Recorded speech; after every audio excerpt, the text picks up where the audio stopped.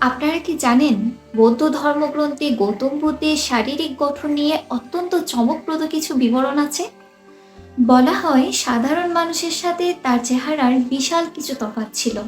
তিনি কেবল সাধারণ একজন মানুষ ছিলেন না, তার দেহে ছিল ৩২টি বিশেষ বা অলৌকিক শারীরিক লক্ষণ। সংস্কৃতে বা পালি ভাষায় এগুলোকে বলা হয় দ্বাত্রিংসা মহাপুরিসা লক্ষণানি বা মহাপুরুষের ৩২ লক্ষণ।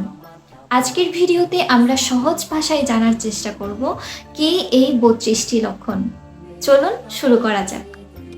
বৌদ্ধ শাস্ত্রের লক্ষণ সূত্র অনুযায়ী কোনো সাধারণ মানুষের দেহে এই চিহ্নগুলো থাকে না।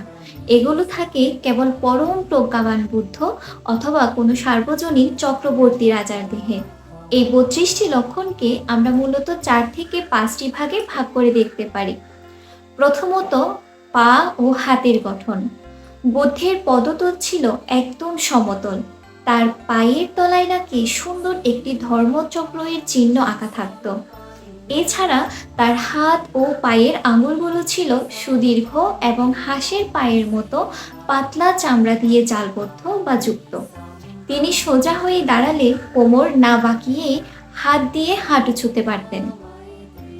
দ্বিতীয়ত, ত্বক ও শরীরের কান্তি। তার গায়ের রং ছিল কাঁচা সোনার মতো উজ্জ্বল এবং ত্বক ছিল অতীব সূক্ষ্ম। বলা হয় তার শরীরে কখনো ধুলাবালি আটকে থাকতো না।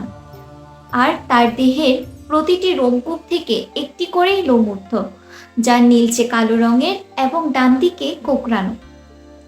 তৃতীয়ত, মুখমণ্ডল ও দাঁত। সাধারণ মানুষের দাঁত ৩২টি হলেও বুদ্ধের মুখে ছিল ৪০টি দাঁত।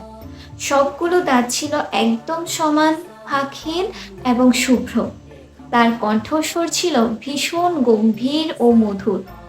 আর তার দুই ভ্রুর মাঝখানে ছিল একটি শুভ্র রোমগুচ্ছ, যাকে বলা হয় পূর্ণা।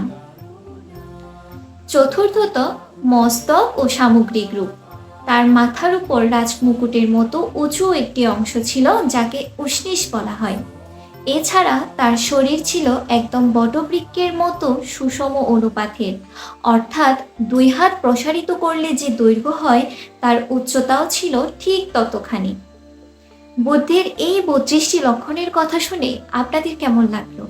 এগুলোকে আপনারা কি রূপক হিসেবে দেখেন নাকি আধ্যাত্মিক সত্য? আপনার মতামত কমেন্টে জানান। ভিডিওটি ভালো লাগলে শেয়ার করতে ভুলবেন না। দেখা হবে গুরুত্বপূর্ণ কোনো একটি পরবর্তী ভিডিওতে। ভালো থাকবেন সবাই। নমস্কার।